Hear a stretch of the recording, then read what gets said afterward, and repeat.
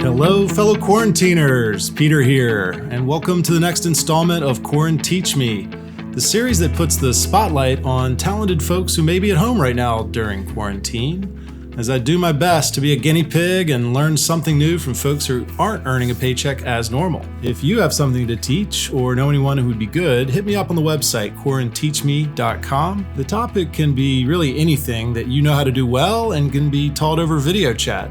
Today, it's time for Out with the Old and In with the New. I am getting a fashion consultation from professional stylist Natalie DeCleve. Natalie shares with me how her life in New York has been going in quarantine and how she got into the business of helping clients look their best. We then head into my own closet and do a professional closet purge over our Zoom call. So watch me cling to my rather out-of-date wardrobe and get a lesson on how to up your style game. So with that, I give you Natalie DeCleve.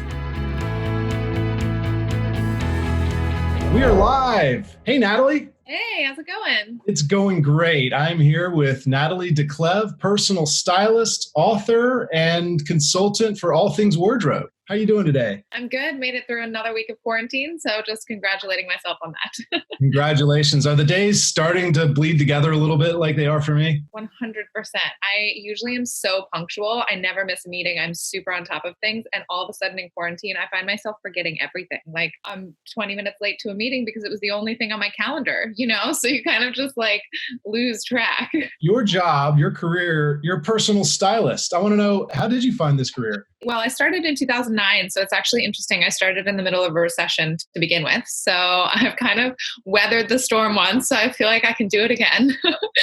I came from a background in high fashion, so I was doing PR and sales at some of the bigger companies. I was at Diane von Furstenberg and then Kik de Montparnasse. I did a menswear company in between called Albemarle of London. So I kind of got exposure to both the men's and women's side of fashion, but I was much more involved with styling photo shoots and selling. And it just was not feeling fulfilling to me. And I had wanted to do fashion when I was younger, but once I was in it, the kind of glitz and glamour of it wasn't enough of an appeal for me anymore. And I was starting to feel like I had more potential and I wasn't fulfilled. So I left my job in the middle of the recession. Everybody thought I was insane. And I thought, what's the one thing that I can do that doesn't require signing up for a new contract, signing a new job, you know, like having a boss, all of those things that I can just do to make money in between while I figure out what I'm going to do. So I thought of closet cleansing and I was like, I have all these tools. I've worked in fashion for a long time. I have a good eye. I can edit. I can help people shop. Let me just do this and make ends meet and see what happens. And I built a website and then one thing led to another and it just really snowballed into a full career. And at the same time, I had started a blog just for fun. Blog led to other writing opportunities with different media partners. And so that kind of grew at the same time. And so I decided to make it into a business and I called it Natty Style. Natty is my nickname, but it also actually Webster definition means dapper and well-dressed. So I was like, meant to be, done. This industry feels very hands-on. Most of the times you're in the person's house, I assume, and when you go shopping, you're right there, touching their body, feeling the fit. I'm curious how things have changed since the virus. I mean, like it stopped. There's nothing happening. I do virtual closet cleanses. So I've done a few of those. I'm still in conversation with my existing clients. You know, I do online shopping as well. So I've been able to help people in that way. And I'm still writing for different magazines and websites and things like that too. So there's that part of the business. But yeah, everything has definitely shifted. We're starting to have to get creative. I'm thinking about doing a training program as well for other stylists. So if anybody's interested in that, please reach out because I've been working on that recently. So you help people, one, purge what's not working, and two, acquire new updated stuff. And this is wardrobe only, or do you do home decor, lifestyle, or is it just focused on your clothes? Basically, I focus on clothing. I do a lot of referrals and I have a team that I work with. So I'll have stylists on hand for hair and makeup. When I do the clothing portion, which is all me, the first step is always a closet cleanse and image consultation, which is what we're going to do today. And nervous. We are. I think I'm ready. I say we dive into it. I am in your hands. Well, you're in good hands, I promise. promise I won't be too harsh. I'll be gentle. Nice. Sort of. And so tell me a little bit about why you wanted to do this. And also you kind of already recently got rid of a lot of clothes too. Is that right? Yeah. So my personal story is I've been in LA about 2 years, and I was in my previous life on the East Coast in Washington, DC, and I made a lot of changes all at once, including, relationship, career, and wardrobe. I ended up losing about 25 pounds, and it really does throw a wrench into how things fit. And I realized that none of the baggy XL button downs really looked good on me anymore. And my waist went from a 36 to a 32 or 3. It left me with this kind of minimalist wardrobe that I bought a few shirts that worked, threw out a lot. In fact, I've still got boxes and boxes of these baggy flannel and pleated jeans back in the East Coast in storage. I'm sorry, back it up. Did you just say pleated jeans? Maybe. I always say that fit is the number one most important thing in style, especially in men's style, because things are so much more simple. It's more obvious when something doesn't fit well. I'd say the number one thing that I see the most with men is wearing things that are too big. They often will wear a size too big because they think if it's tight, it'll make them look too flamboyant, or they're trying to be too fashionable, or it'll make them feel self-conscious about their body. But baggy makes you look worse. Baggy doesn't show off muscles if you do have them, and it makes you look fatter if you are. It just doesn't flatter anyone. What's the first step that you like to do? We're virtual when you're with a client, you're in their closet looking at their clothes. What's the first step? So when we're in the closet, the 3 questions I always go by, or the 3 standards I go by, is the first thing I look for is style. I can immediately get rid of shirts just by looking at them for the print and the style. The second is wear and tear or stains. And then the third is fit. So what we'll do is we'll make a yes, no, and maybe pile, and we'll go through by section in the closet. So we'll start with shirts, we'll go by section, we'll make a yes, no, and maybe pile, and then that maybe pile at the end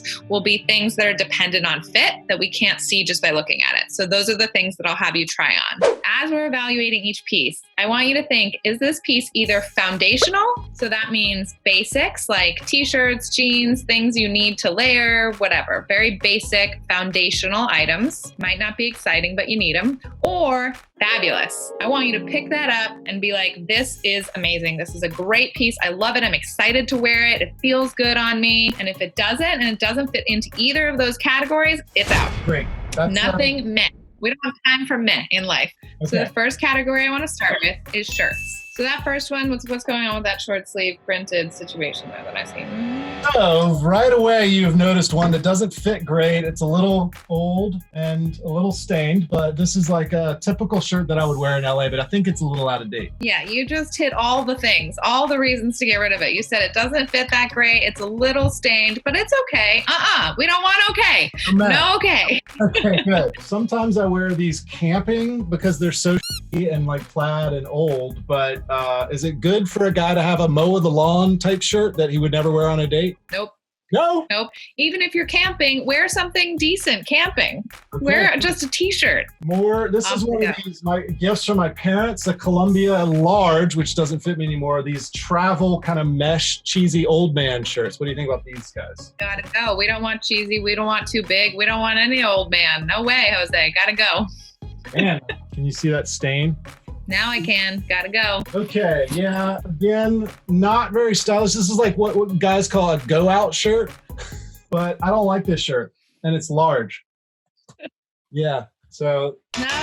No, go out. Sentimental gifts from parents who don't quite get my style with this plaid on the inside, plaid on the outside. That's another thing I always say, so I come across that a lot. If it's sentimental, it's not earning you any brownie points with your family if it's just sitting in the closet. If you genuinely have to wear it in front of them sometime, maybe, but most people don't know. They're not going to ask you if you're wearing that shirt that they bought you 4 years ago. They long forgot about it, and so should you. I got a sentimental Christmas gift, and I think I know what you're going to say. It's an LL Bean dated. It's felt. That shaking head. Felt? I think it feels like felt. Do you know how I feel about felt? How I felt about that one? How did you feel? Gotta go. When I first learned about snap shirts, I was like, man, you just rip them open. But Banana Republic. Because you do that all the time. Yeah. Who needs a tearaway shirt? When are you tearing your shirt off, sir? Please answer me that. What do you think of these camping shirts? How often are we camping? Because we have an awfully large camping wardrobe. Gotta go. We're ruthless here. I love it. Make space for Peter. This is a new Peter. New Peter, does he wear a 16.5 Brooks Brothers button down? He sure doesn't. Recent purchase, medium, very stylish and soft polo. Thumbs up. Keep it. Faherty, this is a stretchy kind of summer, wear it on a boat, kind of really soft cut, and it fits well. I like it. Is that a keep or maybe? Thumbs up. I like it. Prepare for the sales pitch. You feel free to reject this, but there's a brand on Amazon I found called Good Threads. These are $24 button-down shirts, and I ordered one. They fit me really well. I really like them. They feel confident that the shoulder's in the exact right spot. Tell me what you think about the fit and the style for these kind of button-downs. That was great. Can I see without a t-shirt underneath? And tell me, are you wearing t-shirts underneath these? Yeah, a lot of times just for a sweat protection layer. In the summer, I usually go, but what do you recommend? So I always say, if you can get away with not wearing a t-shirt at all, definitely go without a t-shirt. Even if a little sweat happens, it's okay. It's not the end of the world, especially for a casual setting. If you absolutely need a t-shirt, then find an undershirt that really doesn't show. Something that's like a V-neck that really doesn't show, but a lot of times they still show in the sleeves. So if you can get away with no shirt, I always say no shirt. It's going to look so much more clean, so much more elegant. It feels better too. Does this button get buttoned or do we show the extra chest hair? It kind of depends on the person. I can't say that there's a rule. It really depends on, your chest, your hair, your shape, all of those things as to which button you want and your style, Yeah.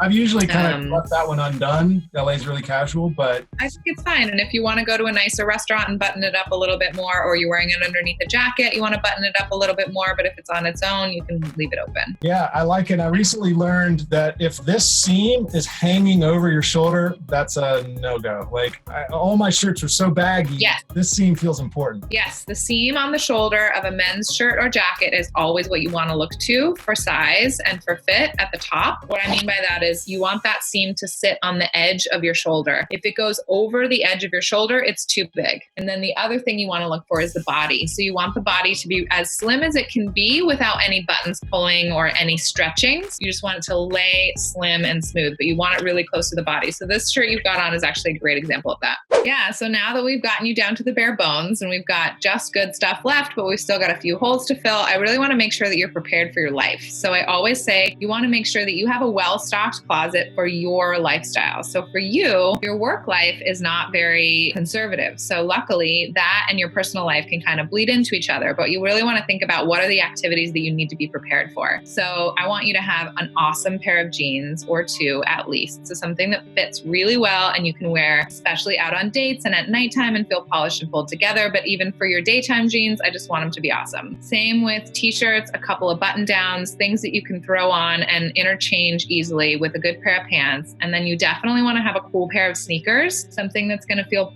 good enough to wear into a restaurant and cool and hip, but it's still casual. And then just in case, I always say you want to still also be prepared for the things that you can't predict. So for you, you never know when you're going to have a party pop up or something that you do need to be a little bit more polished. So I want to get you a cool blazer, something that still feels, like you, young and funky and hip that you can wear with jeans and either a dress shoe or even a sneaker, but that feels more polished so that you're ready. Well, can I wear these strappy dad sandals with my blazer? Do you recommend this look for me? We didn't get into shoes.